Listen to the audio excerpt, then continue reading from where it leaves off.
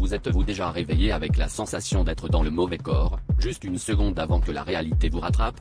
Moi, c'est devenu ma routine depuis que j'ai accepté de participer à cette expérience scientifique sur le sommeil profond. Les chercheurs promettaient une meilleure mémoire, des rêves lucides, peut-être même un esprit plus clair. Mais au bout de la première semaine, chaque matin, je me réveille dans une chambre différente, dans un lit qui n'est pas le mien. Au début, je croyais rêver, l'odeur du linge, la texture des draps, même l'air semblait appartenir à d'autres vies. Je me rassurais en me disant que c'était un effet secondaire temporaire, peut-être implanté dans mon subconscient par les séances d'hypnose nocturne. Mais chaque jour, les détails devenaient plus nets, plus réels.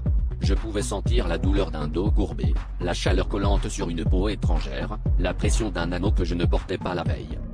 Ce matin, j'ai couru vers le miroir, persuadé de voir mon visage fatigué. Mais le reflet me renvoyait un regard inconnu.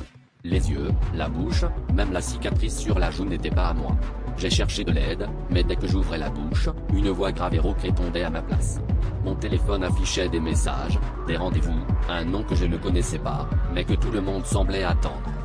Alors que je tentais de sortir de l'appartement, une alarme a retenti. Sur la porte, un mot, écrit à la hâte, ne dors plus. Mais je sens déjà la lourdeur de la fatigue m'envahir, comme si chaque minute éveillée rapprochait un peu plus une nouvelle métamorphose.